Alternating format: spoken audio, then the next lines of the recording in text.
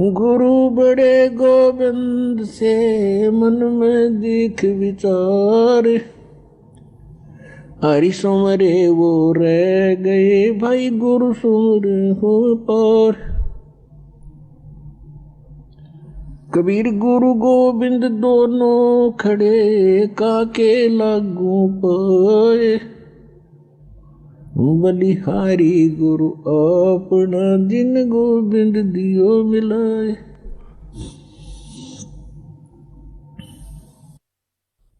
परमपिता परमात्मा पूर्ण ब्रह्म सर्व सृष्टीचे रचनाकार कबीर परमेश्वरजी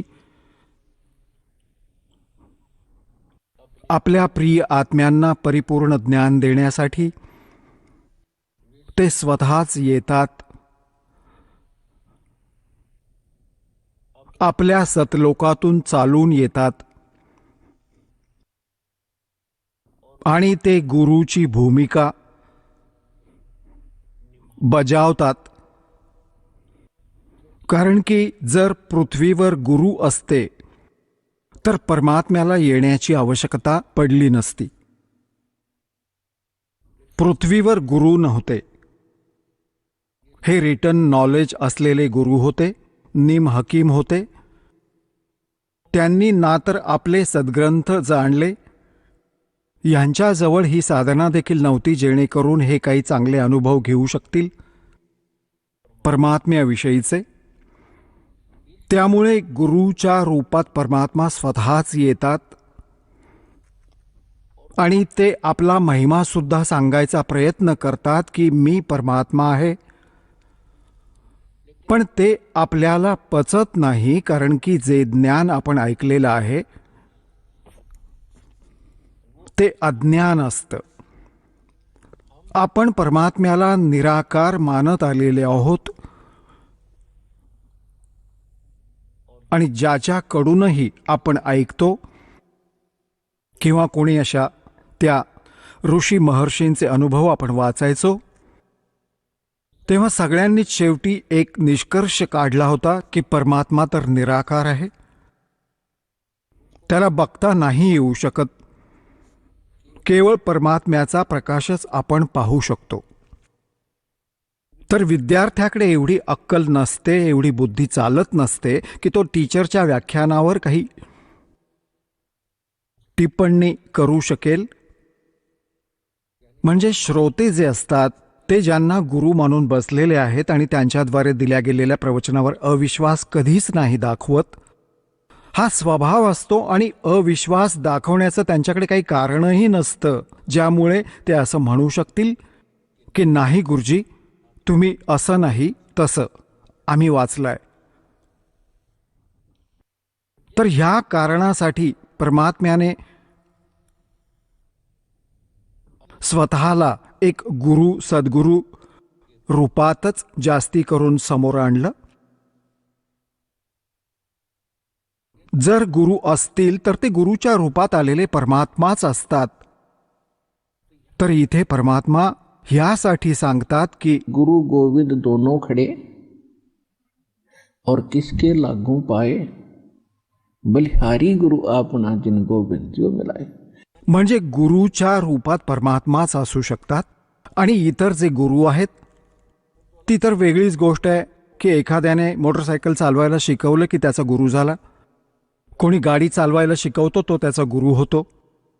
आईंनी आपापल्या मुलींना पोळ्या लाटायला शिकवलं, त्या त्यांच्या गुरु झाल्या. तर हे गुरु वेगळे आहेत. आणि आध्यात्मिक गुरु जो आहे रिअलमध्ये तो आपला गुरु आहे.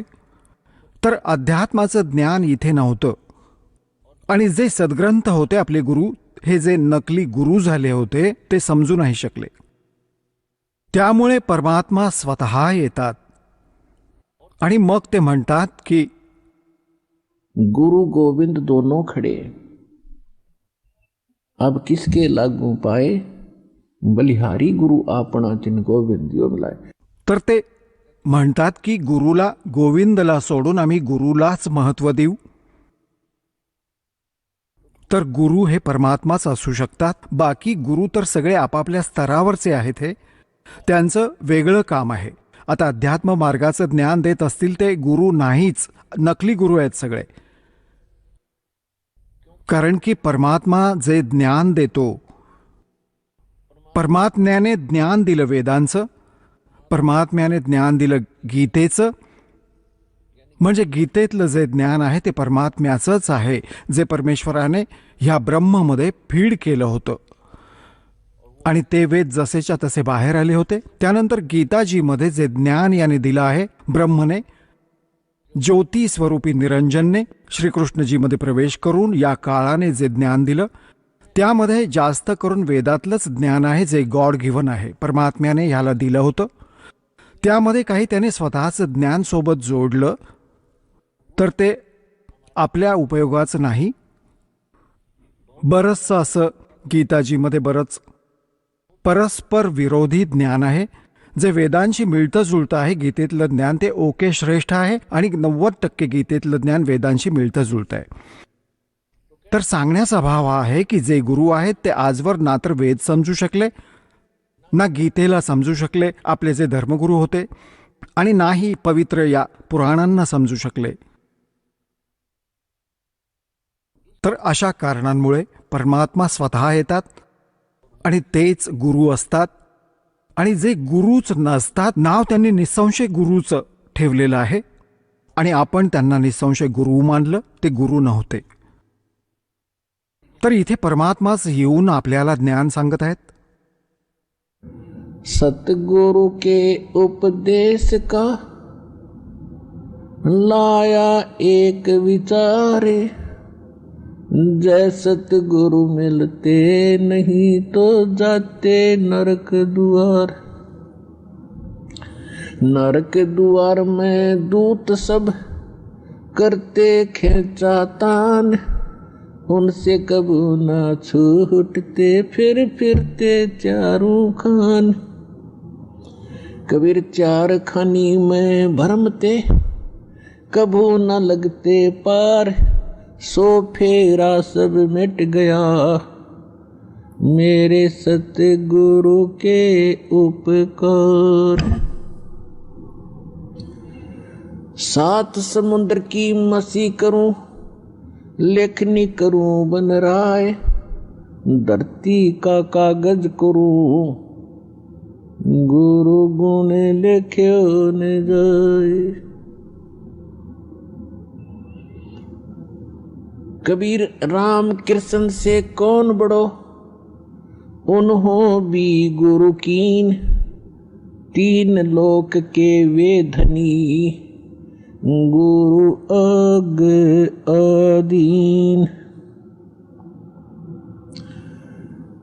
परमात्म्याने अध्यात्म मार्गातली पहिली जी कडी आहे ती गुरु सांगितली आहे. आणि गुरु शिवाय जी साधना करतात, मन मानेल तशी साधना करतात, ती साधना नाही, त्यांचा व्यर्थ प्रयत्न आहे. त्यामुळे गुरु बिन माला फेरते, गुरु बिन देते दान, गुरु बिन दोनों निष्फल हैं से पूछो वेद पुराण. गर्भ योगेश्वर गुरु बिना लाग्या हर की सेव, कहें कबीर बैकुंठ से वो फेर दिया सुखदेव. राजा जनक गुरु किए फिर कीनी हर की सेव, कहें कबीर बैकुंठ को चले गए सुखदेव. गुरुचा महिमा सांगताना परमात्मा म्हणतात की सुखदेव नामक ऋषींना गर्भातच, आईच्या गर्भातच ज्ञान मिळालं होतं की मनुष्य जीवन केवळ परमात्मा प्राप्तीसाठीच प्राप्त होतं. आणि आपण बाहेर आल्यावर आपला मूळ उद्देश विसरून केवळ सांसारिक जुळवाजुळवींमध्येच, हे घर बंगला बांधण्यामध्येच आपलं जीवन नष्ट करून आणि एखाद्या हरलेल्या जुगाऱ्यासारखं हात चोळत निघून जातो. जेव्हा आपण हे जग सोडून निघतो तेव्हा आपल्याला सगळं समजतं की आपल्याकडून मोठी चूक झाली. आपण ते काम तर केलंच नाही जे मनुष्य जीवनात करायचं होतं. हे तर पशु पक्ष्यांसारखंच काम केलं आणि त्यातच सगळं जीवन नष्ट करून आणि गर्वाने मिरवत राहिलो. मग हा तिकडे जाऊन रडतो जीव धर्मराजासमोर उभं राहून, जिथे ह्याचा न्याय केला जातो, ह्याचा हिशेब केला जातो.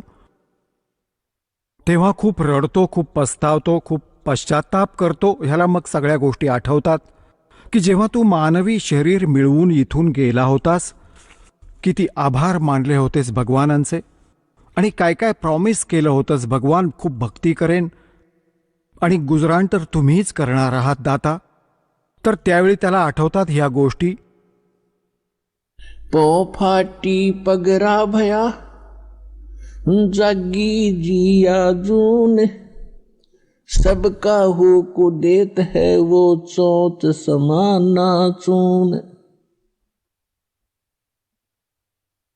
सगळ्या प्राण्यांचा, जेवढेही ब्रह्मांडांमध्ये जेवढे प्राणी आहेत, सगळ्यांचं पालन तो परमात्मा करतो आणि सगळ्यांची तो चिंता करतो. कारण आईच्या गर्भात जेव्हा हे बाळ असतं त्यावेळी ना तर आई मदत करू शकत, ना काही बापाची मदत कामी येऊ शकते. तर तिथे पालन कोण करतं तुमचं? तिथे तुमचं संरक्षण करणारं कोण होतं? तर तिथे देखील त्या परमेश्वरानेच तुमचं रक्षण केलं, तुमचं पोषण केलं. भले कसेही जुळवून आणलं असेल त्याने, काहीतरी पद्धत बनवली, आईच्या नाभीशी तुमची नाभी जोडली आणि तुमचं शरीर धष्टपुष्ट झालं. आणि आईच्या गर्भात तुम्ही खूप दुःखी असता. वर पाय असतात, खाली डोकं असतं आणि बाहेर आल्यावर तुम्ही परमेश्वर विसरता. कबीर साहेब सांगतात, दुख में सुमरण सब करे सुख मुकुरे ना कोय. जय सुख में सुमरण कर तो दुख कहे को होय.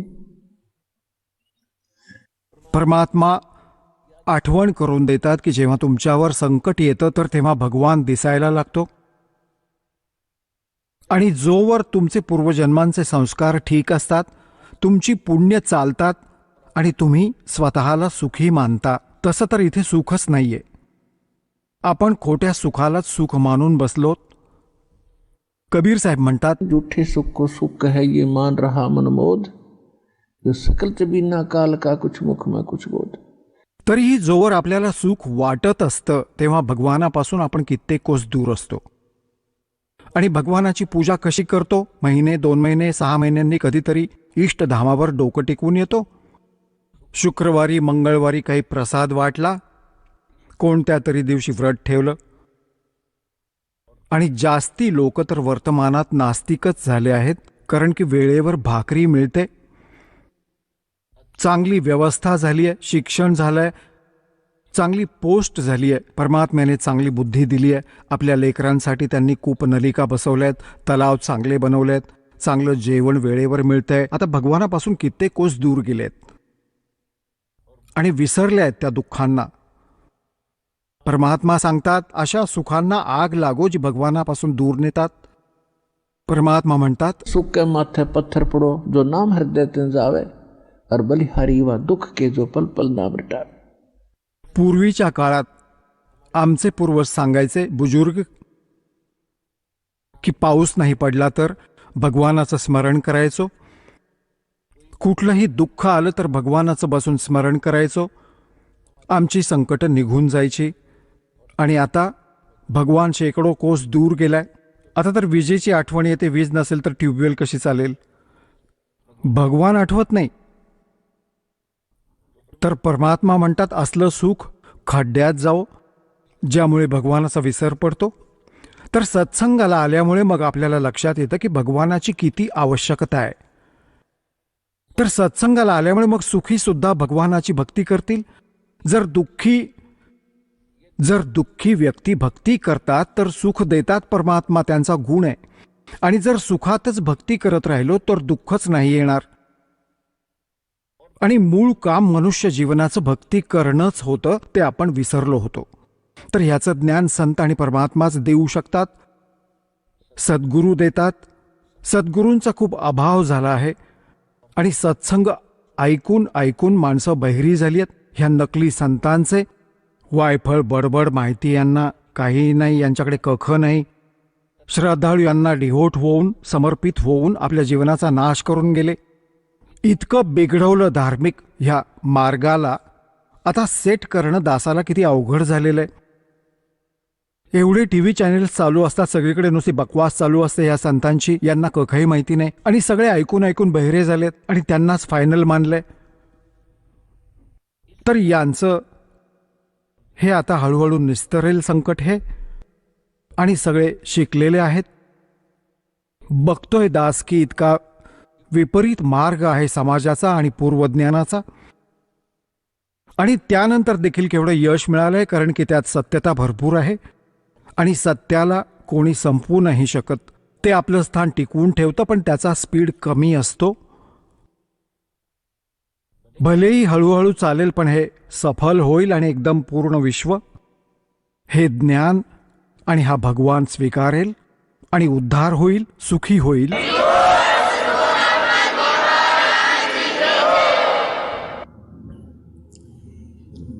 तर प्रसंग चालू आहे की जेव्हा हा भगवानाच्या दरबारात पोहोचतो तेव्हा याला सगळ्या गोष्टी आठवतात.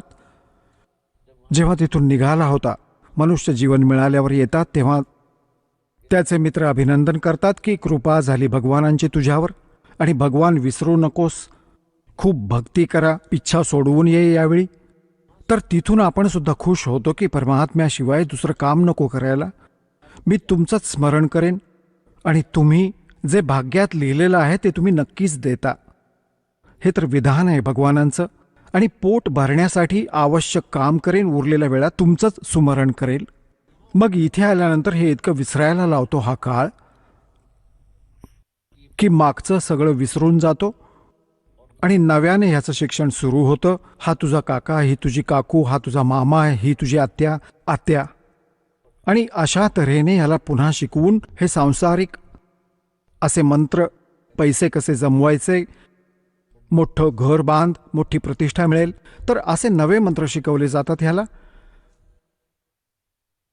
आणि जेव्हा हा सत्संगाला येतो तेव्हा कळतं ह्याला की काम आणखी आवश्यक होतं या मानव शरीराचं, जे सुरू देखील नाही केलं. तर इथून परमात्म्याच्या दरबारात जेव्हा हा जातो ह्याला सगळ्या गोष्टी आठवतात. मग हा हात जोडतो धर्मराजापुढे की हे महाराज, एक मनुष्य जीवन अजून द्या, आता तर मुळीच विसरणार नाही. धर्मराज मग त्याची मागची हिस्ट्री चालू करतो. असंख्य जन्म झाले, आपल्याला मानव शरीर मिळालं, फालतू गोष्टीत घालवलं आणि तिथे जाऊन मग आता रडतो. मग त्याची थोडीशी क्लिप दाखवतो की घे, तू तर खोटारडा फार आहेस आणि ह्या आधीही तू अशी प्रॉमिस केली होतीस, एकही पूर्ण नाही केलं.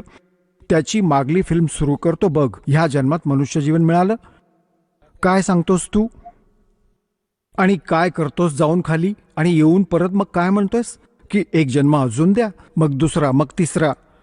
एका मिनिटात त्याला हजारो मनुष्य जन्म दाखवून देतो की गाढवा तू अशी बडबड करतोस, इथे आल्यावर तुला समजतं, तिथे तू ऐकत नाहीस, पळ इथून.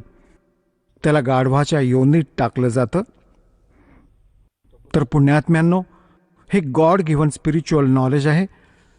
आता ही शंका सुद्धा संपली की एखादा म्हणेल कोणी पाहिलंय, भगवानाने सांगितलंय येऊन हे, आणि इथे सुद्धा कोणी असं म्हणेल की कोणी पाहिलंय बघू नंतर, तर तो नालायक माणूस आहे, दगड आहे, माणूस नाही, तो राक्षस आहे.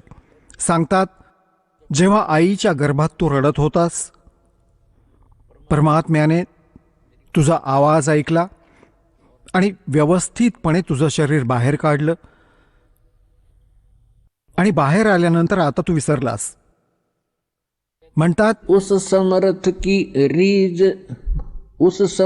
की रीज भुलाई, अब कुल कुटुंब से राता, गर्भ के अंदर बचन भरे थे, कहाँ गई वो बाता.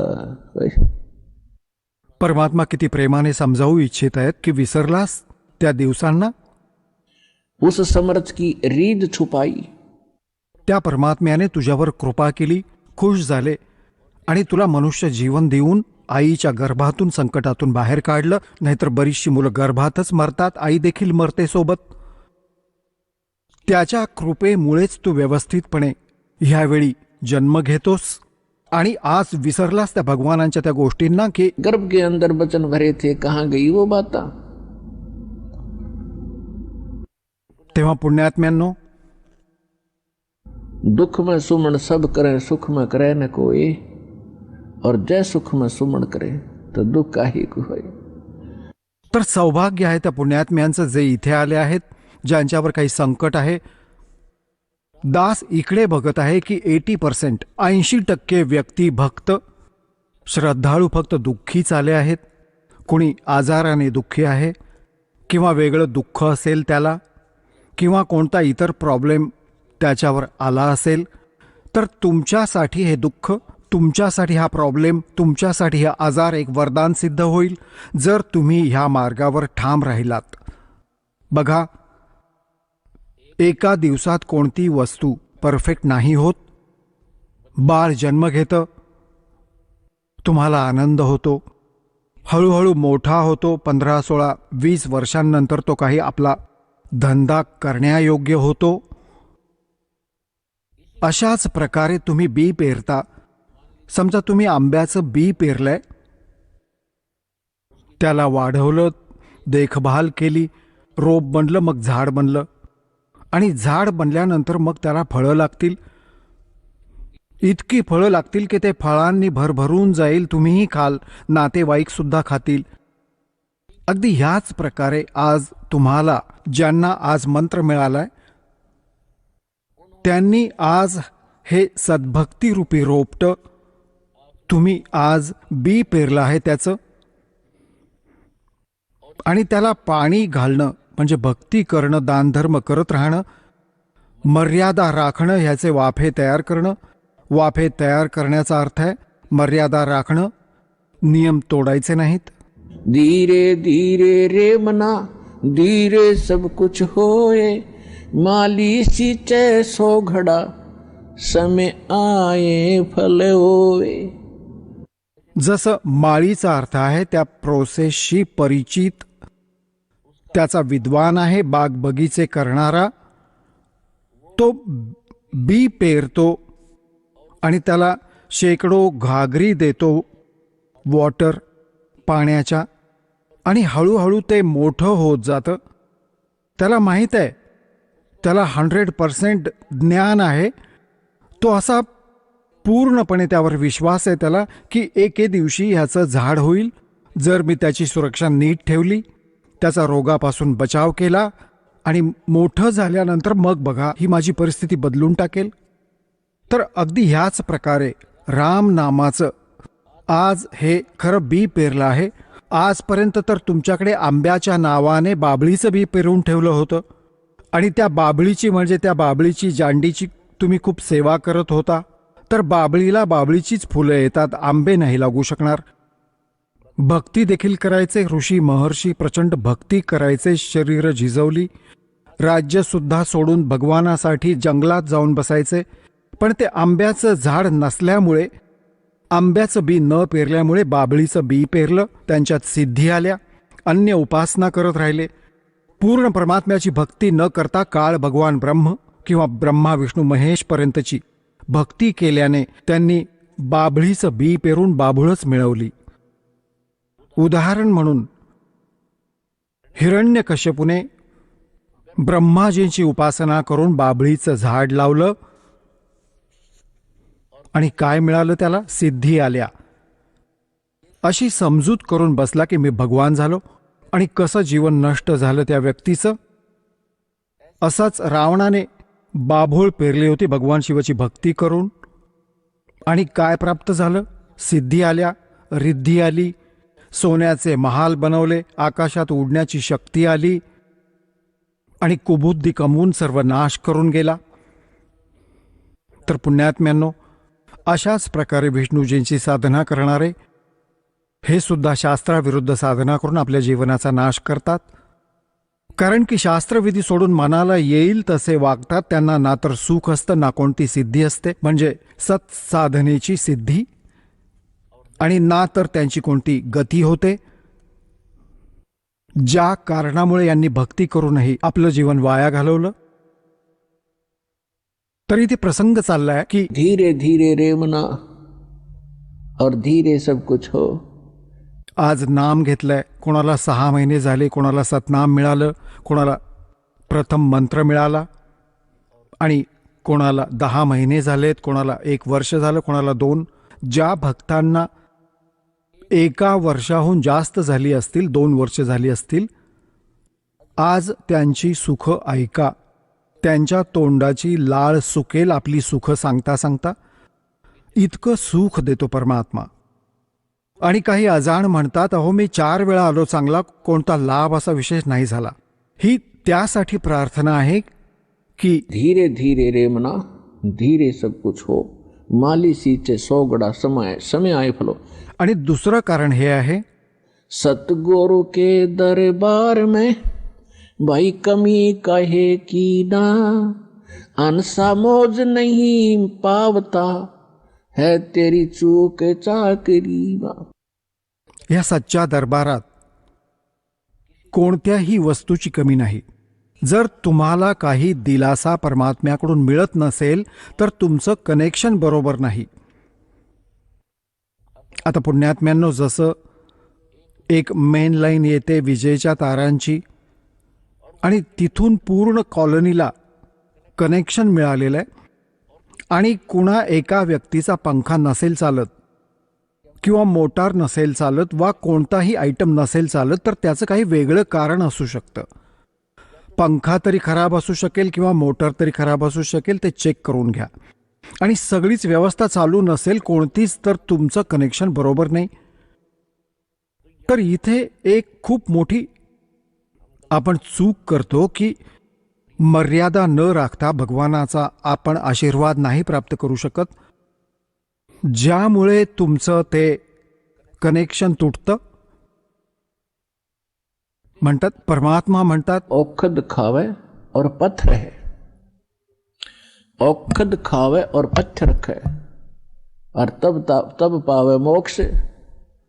जसं औषध घेतो, गोळ्या घेतो, तेव्हा त्याबरोबर काही पथ्यही असतात. तर ह्या मार्गामध्ये पथ्य कंपल्सरी आहे परमात्म्याच्या ह्या मार्गामध्ये.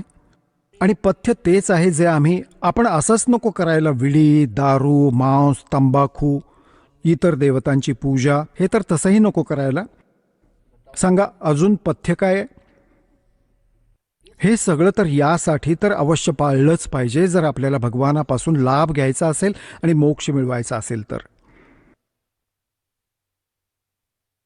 तर सांगायचा भाव हा आहे की नाम ज्यांनी घेतलं, हळूहळू सगळी कामं होतील. थोडा वेळ द्या दात्याला. एवढे उतावळे नका होऊ. जसं एखादा म्हणतो, अहो मी नाम घेतलं, मला सगळी सुख मिळाली. तेव्हा ह्याला दुसरा म्हणतो, मी 4 वेळा आलेलो आहे, अजून म्हणावा तसा दिलासा मिळालेला नाही. पुण्यात्म्यांनो, हा परमात्म्याचा मार्ग आहे. त्यासाठी तुम्हाला ह्या गोष्टी ध्यानात ठेवाव्या लागतील, ज्या गोष्टी दास सांगत आहे.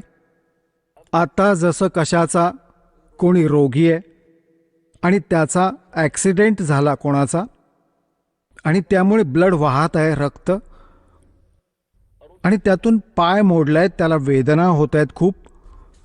तर डॉक्टर सगळ्यात आधी त्या जागी ऑपरेशन किंवा कोणत्या अन्य प्रकाराने उपचार करेल जिथून ब्लड येत आहे. जर त्याचं ब्लड वाहून गेलं तर त्याचा नाश, मृत्यू होईल. आणि तो ह्याकडे लक्ष देणार नाही की पाय मोडलाय, हा रडत आहे, ओरडत आहे की मला दुखतंय. डॉक्टर इलाज सुद्धा करत आहे आणि ह्याला वाटतंय की डॉक्टरचं लक्ष नाही काही, मी तर मेलो, माझा तर पाय मोडला. पण डॉक्टर वेडा नाही. डॉक्टर आधी हे बघत आहे की हे करणं गरजेचं आहे, हा पाय तर नंतरही जुळून येईल, त्यामुळे काही मरणार नाही हा. तर अशाच प्रकारे तुम्ही ज्यांनी दीक्षा घेतली आहे आणि ज्यांच्यावर असं संकट येणार असेल की तुमचा मृत्यू होणार असेल, तर आधी परमात्मा तो मृत्यू थांबवेल. बाकी सांसारिक सुख तर तुमच्या पुढे ढीग मांडून ठेवेल.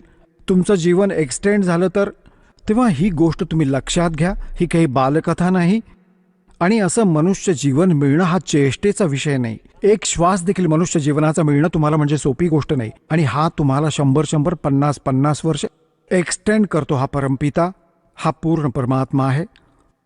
तर पुण्यात्म्यांनो, ह्या गोष्टी लक्षात ठेवा ज्या दास तुम्हाला एक गाईडलाईन सांगतोय. तर अशा प्रकारे ज्यांना दिलासा नाही मिळत त्यांनी असा नका विचार करू की भगवानाचं ऑपरेशन चालू नाहीये. तुमची ती संकट निवारण्यासाठी परमात्मा त्याच दिवशी सक्रिय होतात ज्या दिवशी तुम्ही हे ज्ञान वाचून किंवा हे ज्ञान ऐकून हृदयातून म्हणतात की परमात्मा, आम्ही तुमचे झालो आहोत. तुमच्याशिवाय आता आम्हाला दुसरं काही दिसत नाही. आणि केव्हा बोलावणार? त्याच दिवसापासून परमात्मा तुम्हाला आपलं मानतो. कारण की हा आत्म्याचा साथी आहे. आत्मा ह्याचा अंश आहे. भले तो कोणत्याही धर्माचा असो, कोणत्याही पंथाचा असो किंवा कोणत्याही प्राण्याच्या शरीरातला असो, कुत्रा गाढव डुकराच्या शरीरातला. तर हा परमात्मा त्याच दिवसापासून तुम्हाला स्वीकारतो जेव्हा तुम्ही हृदयापासून हाक मारता. आणि ज्यावेळी नाम घेता तेव्हा तर गोष्टीत संपतात की तुमचा कोणता निवाडा नको व्हायला किंवा तुमची संकट दूर नको व्हायला. त्यासाठी हेच कारण ठरतं की परमात्मा आधी ते संकट टाळेल ज्यामुळे तुझ्या जीवाला धोका असेल. तुमचं जीवन एक्सटेंड करून मग हळूहळू तुमची सगळी कामं, आवश्यक कामं जी सगळी असतील सगळी मार्गी लावतील. बघा, हा भक्तिमार्ग आहे. जर तुम्ही इथे आलात बरवाला आश्रमात तर तुम्हाला सगळ्यात आधी हा उद्देश ठेवावा लागेल की मला मोक्ष हवाय. आणि जे म्हणतात की मी फॅक्टरी उघडेन, मी मंत्री बनेन, MLA बनेन, मला आशीर्वाद द्या गुरुजी. बघा, हे आशीर्वाद तुम्हाला इथे नाही मिळणार. कारण हे तर भगवानापासून दूर करतील तुम्हाला. आणि आम्ही असं विष नाही देऊ शकणार जे तुमच्या जीवनाची हानी करेल. डॉक्टर इतका अज्ञानी नसतो. याचं कारण असं आहे की जसं घर बंगले तुम्हाला दिलेही भगवानाने तर तुम्ही परमात्म्यापासून खूप दूर व्हाल. आणि मग काय सांगतात?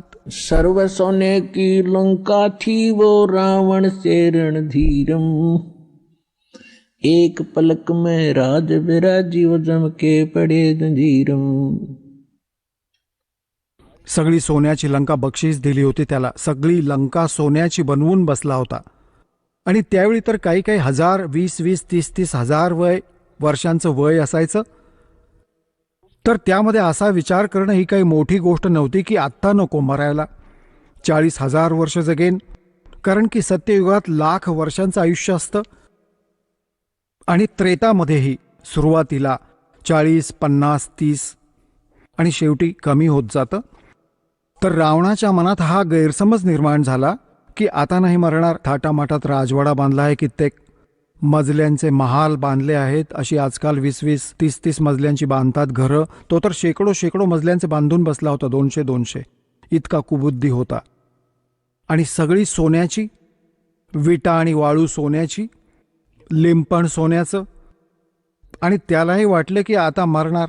आणि अशी घमेंड उतरली, परिवारासकट नष्ट झाला. तर सांगायचा अर्थ हा आहे, परमात्मा सांगतात की क्या मांगो कुछ थिर न रहाई, ये देखत नैन चला जग जाई. 1,00,000 पूत 1,15,00,000 नाती, उस रावण के दीवान बाती.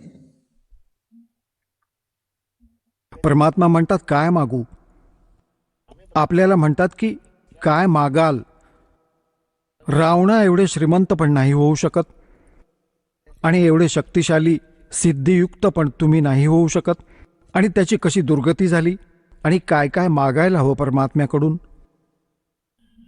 भक्ति दान गुरु दीजियो देवन के देवाओ, जन्म पाया भूलो नहीं करहूं पद सेवा हो. आणि मग काय मागायचं? साई इतना दीजियो जा मैं कुटुंब समाए, हम भी भूखे न रहे अतिथि न भूखो जाए. ह्याहून जास्त मागायची गरज नाही भगवानाकडे. आता परमात्म्याला सगळं माहीत आहे की ह्या बाळाला कशाची गरज आहे. आणि काय द्यायचं, कोणती वस्तू देणं अनिवार्य आहे, कोणती वस्तू हा मागत आहे, त्याच्यासाठी ह्याचा उपयोग आहे की नाही. जसं डॉक्टरच्या ऑपरेशन म्हणजे उपचारामध्ये रोग्याने स्वतःचं खरं नसतं करायचं, डॉक्टरचं ऐकायचं, डॉक्टर सांगेल ते बरोबर असेल. आणि डॉक्टरच्या उपचारात मध्ये नाक खुपसलं आपलं की नाही नाही नका असं करू, तसं करा, तू बेशक करून घे, पण त्याने लाभ नाही होणार, तो रोग नाही संपणार. तर अशा प्रकारे तुम्ही ज्या दिवशी इथं येता तुम्ही उपचाराधीन आहात आणि तुम्हाला रोग कोणता आहे? जग सारा रोगिया रे, जिन सतगुरु वेद न जाण्या. जग सारा रोगिया रे, जग सारा रोगिया रे, जिन सतगुरु वेद न जाण्या. जग सारा रोगिया रे. कोणता रोग? भाई जन्म मरण का रोग लग्या है, या तृष्णा बडरी खांसी. जन्म मरण का रोग लग्या है, या तृष्णा बडरी खांसी. आवागमन की डोर गले में, या पड़ी काल की फांसी. जग सारा रोगिया रे, जिन सतगुरु वेद न जाण्या. जग सारा रोगिया रे. भाई देखा देखी गुरु शिष्य बन गे, किया ना तत्व विचारा. देखा देखी गुरु शिष्य बन गे, किया ना तत्व विचारा. गुरु शिष्य दोनों के सिर पे यू काल ठोके पंजारा. जग सारा रोगियो रे, जिन सतगुरु वेद न जाण्या. जग सारा रोगिया रे. भाई साचा सतगुरु कोई न पूजे, इन झूठों जगपतियासी. साचा सतगुरु कोई न पूजे, इन झूठों जगपतियासी. झूठ अंधे की बा गई अंधे ने, ये मार्ग कौन बतासी. जग सारा रोगिया रे,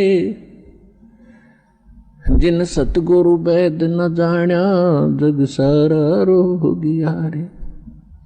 भाई सार शब्द सर जीवन बूटी, घस घस अंग लगावे. सार शब्द सर जीवन बूटी, घस घस अंग लगावे. कहे कबीर तुम सतकर मानो, ये जन्म मरण मिट जावे. जग सारा रोगिया रे, जिन सतगुरु वेद न जाण्या. जग सारा रोगिया रे. तर यामध्ये असं स्पष्ट केलं आहे परमात्म्याने की तुम्हाला कोणता रोग आहे. काय सांगितलंय की जन्म मरण का रोग लगा है, और यह तृष्णा बढ़ रही खांसी, और आवागमन की. वर जा, मग तिथे तुमचा हिशेब मांडून झाल्यावर खाली या. मनुष्य व्हा, गाढव व्हा, कुत्रा व्हा, मग आपला टाइम पूर्ण करा आणि मग जा. नंतर तिथून नेक्स्ट आदेश येईल, गाढव हो, गाढव व्हायचं, पुन्हा जायचं. परत आदेश येईल, कुत्रा बन, कुत्रा व्हायचं, मनुष्य व्हायचं, देवता व्हायचं, राजा व्हायचं, मग गाढव व्हायचं. म्हणतात ये आवागमन की डोर गळे में. ही काळाच्या कर्मांची फाशी लागली आहे तुमच्या गळ्याला. आणि ह्याला फक्त परमात्मा, पूर्ण ब्रह्म सत्यपुरुष कबीर परमेश्वरांशिवाय कोणताही असा भगवान नाही जो हा रोग संपवू शकेल. तर तो कापण्यासाठी परमात्म्याने एक विधी सांगून ठेवलाय, आणि तो विधी आतापर्यंत लपवून ठेवला होता, कारण की परमात्म्याचं आणि काळाचं एक प्रॉमिस झालं होतं, करार झाला होता. ह्या काळाने म्हटलं होतं की 3 युगांमध्ये, सत्ययुग त्रेता द्वापारमध्ये, हे परमात्मा तुम्ही थोडेच जीव घेऊन जा, आणि 4थ्या युगात कलियुगात तुम्ही हवे तितके न्या. काळाला माहीत होतं की कलियुगात ह्यांची आधीची बॅटरी चांगली डाऊन होईल, पुण्यकर्म संपून जातील. सत्ययुग त्रेता द्वापारमधले, सत्ययुग त्रेता द्वापारमध्येही तुम्ही होता, आणि तो कोणता आत्मा आहे जो सत्ययुग त्रेता द्वापारमध्ये सत्ययुगातून सुरू होतो मानवी शरीर प्राप्त करून? ते आत्मे असतात जे कधी या कलियुगात ह्यावेळी जो आज तुम्हाला वेळ मिळाला आहे, हा मधल्या पिढीचा वेळ म्हणजे मध्य वेळ आहे कलियुगाची, या सद्भक्तीची. पहिलं चरण जे होतं कलियुगाचं, परमात्मा सहज शरीर आले होते, सहज शरीर कबीर परमेश्वरजी गेले होते मगहरहून. आता ही मधली पिढी आहे जी आता सुरू झाली आहे, ह्यामध्ये कंप्लीट कोर्स आहे भक्तीचा आणि निसंशय आहे, काही डाऊट नाही, सर्व प्रमाणित आहे. आता जे भक्ती करतील ते पार होतील, जे मर्यादेत राहतील शेवटच्या श्वासापर्यंत ते तर सतलोकात निघून जातील. मग काय होईल? 1000 वर्षांनंतर ह्या भक्तीमध्ये बरेचसे असे नालायक काळाचे दूत शिरतील जे हळूहळू ही भक्ती खराब करायला सुरुवात करतील. आणि त्यावेळी ही सद्भक्ती जेवढा वेळ यांची करून झालेली आहे आणि त्यानंतर मार्गदिशा बदलली, त्यांच्यासोबत काय होईल की जसं पुण्यात्म्यांनो एका श्वासाचा मंत्र या दासाकडून प्राप्त करून तुम्ही एक श्वास देखील या मंत्राचा घेतला सतनामाच्या, तसं तर पहिल्या मंत्रापासूनच तुमची बक्कळ कमाई सुरू होते, खूप जास्त होते. आणि जरी सतनामाचा मंत्र तुम्ही वर्ष 2 वर्ष 3 वर्ष 4 वर्ष केला आणि सारनाम नाही जरी मिळालं तरीही तुमची प्रचंड कमाई होऊन जाते. आणि मग काळ काय करेल? कारण की तो तर तुम्हाला पुण्य देईल, त्याने वर हॉटेल्स बनवून ठेवली आहेत, स्वर्ग महास्वर्ग.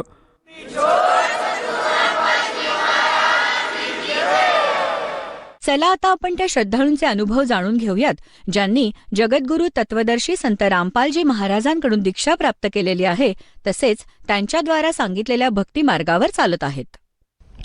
नमस्कार. नमस्कार सतसाहेब. आपलं नाव? भगवान रघुनाथ महाले. आपण कुठून आलात? उरज पॅलेस, अंबड, महाराष्ट्र, नाशिक. आपला व्यवसाय काय आहे? मी गॅब्रियल कंपनीत नोकरी करतो. संत रामपालजी महाराजांची गुरुदीक्षा आपण कधी घेतली? 8 जून 2014. संत रामपालजी महाराजांच्या भक्तीच्या अगोदर आपण व आपला परिवार कोणती भक्ती साधना करत होतात? माझा परिवार पारंपरिक भक्ती करत होते. देवीची पूजा करणे, नाथपंथीमध्ये नाथांची भक्ती करणे. नंतर त्र्यंबकेश्वरला ब्रह्मगिरीला मी 5 फेऱ्या मारलेल्या आहे. नंतर वणीच्या गडावर जाणे, वर्षातनं एकदा साईबाबावर जाणे, तिकडे मनुदेवीला जाणे, गुणपदेव आमच्याकडे तिथे जाणे, असे मी पारंपरिक भक्ती करत होतो. संत रामपालजी महाराजांच्या शरणात आपण कसे आलात? मी पंचवटीमध्ये एकदा गेलो होतो. तिथे गेल्यानंतर मला हे कार्तिक ऋषीचं मंदिर हे वर्षातनं एकदा ते चालू असतं, तर तिथे गेलो होतो. तिथे मला ज्ञानगंगा पुस्तक एका व्यक्तीकडे दिसलं आणि मी त्यांना विचारलं की याच्यात काय आहे. त्यांनी मला सांगितलं की शास्त्रानुसार भक्ती आहे, ते तुम्ही घ्या. पण मी ते न घेता मंदिरात गेलो. मंदिरात फिरून आल्यावर परत तिथं आलो.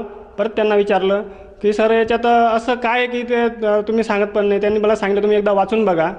आणि ते आणल्यानंतर मी घरी 6 महिने हे ड्रायव्हरमध्येच ठेवलं. ड्रायव्हरमध्ये ठेवल्यानंतर एक दिवस असा आला की मी ते उघडलं. उघडल्यावर मी असं त्याला ते पानं चाडले. पानं चाडत असताना तिथे मला एक महत्त्वाचा प्रश्न आढळला की ब्रह्मा विष्णू महेश यांचे आई वडील आहेत. आणि मी तिथे खूप चक्रावून गेलो की आजपर्यंत आपल्या ब्रह्मा विष्णू महेश आहेत हे माहिती होतं, पण त्याची साधना काय आहे हे माहीत नव्हतं. भक्ती करायचं देवीची, पण साधना काही माहीत नव्हतं. नंतर मनामध्ये असे प्रश्न यायचे की नेमकी भक्ती कशी करायची, आपल्याला सुख का प्राप्त होत नाही, एवढी भक्ती करून सुख का प्राप्त होत नाही. नंतर मी ते पुस्तक वाचायला सुरुवात केली. नंतर त्याच्यामध्ये मला माझ्या घरात गीता ही 15 वर्षापासून होती, पण ती जेव्हा वाचायचं मला काहीच समजत नव्हतं की देव आहे ना, मग तो भांडणं का करू देतो, त्यांनी तर ते भांडणं संपवायला पाहिजे. मग ते मी ज्ञानगंगा पुस्तक वाचन करत असताना श्रीमद भगवद्गीता आणि ज्ञानगंगा पुस्तक वाचायचो आणि ते श्लोक प्रमाणासहित बघायचो. नंतर एक श्लोकचं ते प्रमाण बघितलं. सर्व ज्ञानगंगा पुस्तकामध्ये सर्व शास्त्रानुसार भक्ती आहे हे मी पहिले समजून घेतली.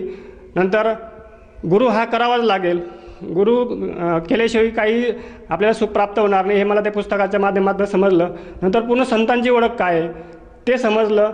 नंतर मी विचार केला की पूर्ण गुरु हे संत रामपालजी महाराजच आहेत. कारण आजपर्यंत आपल्याला कोणीही काही एका श्लोकचा अर्थ समजून सांगितला नाही. नंतर मी बरवालीला गेलो, तिथून संत रामपालजी महाराजांकडनं गुरुमंत्र मी घेतले. सर, जसं तुम्ही सांगत आहात की संत रामपालजी महाराजांचं ज्ञानगंगा हे पुस्तक आपण वाचलं आणि त्यातनं आपल्याला असा बोध झाला की आपण सुद्धा संत रामपालजी महाराजांच्या भक्तिविधीत आले पाहिजे. त्या अनुषंगाने आपण संत रामपालजी महाराजांची भक्तिविधी घेतली. तर जेव्हा आपण संत रामपालजी महाराजांची साधना स्वीकारली त्यानंतर आपल्या जीवनामध्ये काय चेंजेस आढळले? सर्वात महत्त्वाचं मला भक्ती कशासाठी करायची हे समजलं. मोक्षासाठी आपल्याला मनुष्यजन्म भेटलेला आहे ते साध्य झालं. नंतर भक्ती करत असताना सर्वात मोठा फायदा मला हा झाला की मी 4 व्हीलर घेतली. 4 व्हीलर घेत असताना मी गावाकडे जात होतो तेव्हा अंमळनेर तालुक्यात डांगरी हे गाव आहे. तिथं माझा एवढा भयंकर ॲक्सिडेंट झाला की त्या ॲक्सिडेंट जेव्हा झाला आणि जेव्हा मी गाडीच्या खाली उतरलो तर मला सर्वजण तिथे जमा झाले आणि ते मला हेच विचारत होते की तू इथे वाचला कसं काय. कारण जिथे ॲक्सिडेंट झाला तिथे जवळजवळ 57 ते 58 लोक हे तिथे मृत्यू झालेले, एकही वाचलेला नाही. आणि ते मला हेच विचारले की तुम्ही वाचले कसं काय. तर मी त्यांना सांगितलं की मी संत रामपालजी महाराजांकडनं गुरुमंत्र घेतलेले आणि ते भक्तीमुळे मी आज वाचलो. हा मला खूप फायदा झाला. नंतर माझी आईला मी एका वर्षापासून दवाखान्यामध्ये ट्रीटमेंट घेत होतो. कोणी सांगितलं की या बाबांकडे जा, तिथे गेलो. त्यांच्याकडनं उपचार घेतले, आयुर्वेदिक उपचार घेतले. नंतर मग मला माहीत होतं की संत रामपालजी महाराजांकडनं जर भक्ती आईने घेतली तर आईला कुठेतरी आराम मिळेल. पण आई ही माझे वडील बघत असल्यामुळे आई ही ऐकायची नाही. माझ्या घरी देवारा पण आहे आणि ती भक्ती तर माझी आई म्हणायची एकच काय सोडून द्यायचं, सर्व भाऊबंद आपल्याला नाव ठेवतील. पण मी आईला सांगत होतो की हे शास्त्रानुसार भक्ती नाही आहे, त्याच्यामुळे सुख तर हे कधीच भेटणार नाही आपल्याला. एवढी भक्ती करून असताना आम्हाला दुःखच जास्त भोगावं लागत होतं. नंतर नाशिकला आणल्यानंतर माझ्या आईला मी 3 हॉस्पिटलमध्ये तिचा उपचार घेतला पण शेवटी डॉक्टरांनी नाही सांगितलं. नंतर मी आईला मी बोलणं सोडून दिलं. मग आई मला हे विचारायची की तू एवढा खर्च करतो आहे, एवढा दवाखाना चालू आहे, पण मला फरक का भेटत नाही. नंतर मी आईला सांगायचो की तू संत रामपालजी महाराजांकडनं गुरुमंत्र घे, तुला माझा विश्वास आहे संत रामपालजी महाराज की ते साधना जी आहे ती शास्त्रानुसार आहे आणि त्याच्यानुसार तुला शरीराला आराम पण भेटेल आणि निश्चित दवाखाना कमी होईल. पण आई ही ऐकत नव्हती. नंतर माझे गुरुभाऊ यायचे, ते पण आईला समजून सांगायचे. कारण जेही माझे गुरुभाऊ आहेत त्यांच्या आईंनासुद्धा आज जिवंत आहे आणि 100% चांगले झालेले आहेत. पण माझी आई ही ऐकत नव्हती. नंतर आईला दवाखान्यात न्यायचो, घरी आणायचो. खाल्लेलं पचत नव्हतं, अन्ननलिका पूर्ण खराब झालेली होती. नंतर एक दिवस असा आला की आई म्हणे तू एवढा खर्च करतोय ना. मी आईला सांगायचो तुझ्यासाठी मी जे नाही ते खर्च करेल, पण तू ऐकत नाही तर मी काय करणार त्याला. मी माझं कर्तव्य करतोय, शेवटी परमेश्वराची इच्छा. नंतर एक दिवस आईने मला स्वतः सांगितलं की चल आपण ते पण करून बघू. मग मी दुसऱ्या दिवशी आईला नाशिकला नामदान सेंटरवरती संत रामपालजी महाराजांचे गुरुमंत्र घेतले. नंतर संत रामपालजीच्या आशीर्वादाने माझी आई आज एकदम चांगली आहे, भक्ती पण करते, शास्त्रानुसार भक्ती भेटून गेली आणि आज मला खूप मोठी ती माझी संपत्ती आहे, ती आज जिवंत आहे आणि भक्ती पण करते. सर, जसं तुम्ही सांगत आहात की संत रामपालजी महाराजांच्या शरणात आल्यानंतर आपल्याला बरेचसे लाभ प्राप्त झालेत आणि मुख्यतः आपल्या आईला जो काही आजार होता तो सुद्धा दूर झाला. परंतु मला असं विचारायचं आहे की यापूर्वी जी काही ट्रीटमेंट घेत होते त्यावेळेस आपण भरपूर खर्च केला, परंतु संत रामपालजी महाराजांच्या शरणात आल्यानंतर तो आजार बरा झाला. तर ह्या गोष्टीला आज किती दिवस लोटले आहेत आणि आजच्या घडीला आपल्या आईची परिस्थिती आज कशी आहे? संत रामपालजी महाराजांकडे गुरुमंत्र घेतल्यानंतर आज माझ्या आईला 2 वर्ष झाले आणि 2 वर्षामध्ये माझा आईला कुठलाही प्रकारचा त्रास होतो थोडाफार, पण ते थोडेफार औषध घेतल्याने ते चांगले होऊन जाते. मी तिला सांगतो जाप कर, गुरुमंत्रांचा जाप कर. ती जाप केल्यात असताना ती खूप चांगली होऊन जाते, व्यवस्थित होऊन जाते आणि खूप माझा खर्च वाचला. नाहीतर मी आज एवढा खर्च करूनसुद्धा माझी आई एक्सपायर झाली असती आणि पैसा पण गेला असता. पण संत रामपालजी महाराजांकडून गुरुमंत्र घेतल्यानंतर आज माझी आई पूर्णतया ठीक आहे. या व्यतिरिक्त आपल्याला स्वतःला काही चमत्कार किंवा अनुभवायला मिळाला का? मला शारीरिक खूप त्रास होत होता. मणक्यांमध्ये गॅप होता. तर मी 2 हॉस्पिटलमध्ये त्याचा उपचारसुद्धा घेतला, पण थोडाफार आज आराम भेटायचा. नंतर तो त्रास कंटिन्यू चालू होऊन जायचा. नंतर जेव्हा मी नाम घेतलं तर मी जेव्हा भक्ती करायला लागलो तर ते मणक्यांचा सुद्धा मला तो त्रास कमी 100% झाला. आज कुठल्याही प्रकारचा माझे शारीरिक त्रास होत नाही. हा एक खूप मोठा माझा फायदा झाला. सर, जसं तुम्ही सांगत आहात की संत रामपालजी महाराजांच्या शास्त्रोक्त भक्तीमुळे आपल्याला व आपल्या परिवाराला बरेचसे लाभ प्राप्त झालेत, तर ह्या अनुषंगाने आपण इतर जो भक्त समाज आज टी व्ही चॅनलच्या माध्यमातून आपल्याला बघत आहेत, यांना आपण खास करून काय संदेश द्याल? माझ्या सर्व मानवजातीला प्रार्थना आहे, हिंदू, मुस्लिम, सिख, इसाई सर्वांची साधना ही एकच आहे. पण आजपर्यंत आपल्याला आपण कुठं कीर्तनमध्ये गेलो, भागवत कथा ऐकलो, तिथे आपल्याला एकही बाबाने कुठलाही श्लोक समजून सांगितला नाही. भक्ती करत असताना प्रत्येकाला हा प्रश्न निर्माण होतो की आपण एवढी देवांची भक्ती करून दुःखी का असतो? असं कसं काय आहे की अचानक कोणतरी आपल्यामध्ये मरून जातं? कारण आपण ती शास्त्रानुसार भक्तीच करत नाही, त्याच्यामुळे दुःख तर हे येणारच. म्हणून मी सर्व मानवजातीला प्रार्थना करतो की तुम्ही संत रामपालजी महाराजांचं शास्त्रानुसार भक्ती करा आणि दुःख मिटवा. आणि मनुष्यजन्म जो भेटलेला आहे आपल्याला तो फक्त मोक्षासाठी भेटणार आहे, दुसरं काहीच कारण नाही. आणि मनुष्यजन्म आपल्याला 84 लाख योनीनंतर भेटतो आणि तो फक्त भक्तीसाठी भेटलेला आहे, दुसरं काहीच कारण नाही. म्हणून सर्वांना माझी प्रार्थना आहे की तुम्ही संत रामपालजी महाराजांचे सत्संग हे विविध चॅनलवर येतात, ते तुम्ही बघा. आणि आपल्या घरात शास्त्र असतं, शास्त्र म्हणजे श्रीमद भगवद्गीता, त्याच्यामध्ये तुम्ही प्रमाण करा की ही भक्ती, ही जी साधना आपण करतोय ती शास्त्रानुसार करतोय का? जर ती शास्त्र आणि ते ज्ञान जर खरोखरच मॅच होत असेल तर 100% तुम्ही संत रामपालजी महाराजांना गुरु करा आणि आपला मोक्ष प्राप्ती करा. सर, आपल्या प्रार्थनेमधून आणि आपल्या आव्हानामधून जर एखाद्या साधकाला जाणवलं की आपण सुद्धा संत रामपालजी महाराजांची नामदीक्षा घ्यायला हवी, तर ती व्यक्ती संत रामपालजी महाराजांची नामदीक्षा कशी घेऊ शकेल? संत रामपालजी महाराजांचे विविध चॅनलला सत्संग येतात, तिथं फोन नंबर असतात, तिथे तुम्ही संपर्क करा. आणि तिथे गेल्यानंतर जो आपल्याला मनुष्यजन्म भेटलेला आहे ते भक्तीसाठी, ते तुम्ही भक्ती प्राप्ती करा आणि जन्माचं कल्याण करा. सर, या नामदीक्षेसाठी त्या साधकाला किती पैसे मोजावे लागतात? सर, तिथे एकही रुपया घेतला जात नाही. उलट आपल्याला तिथं भक्तिबोधचं पुस्तक, गुरुजींचा फोटो असं सर्व फ्री दिलं जातं, त्याच्यामुळे एकही रुपया खर्च ते येत नाही. धन्यवाद. सत साहेब.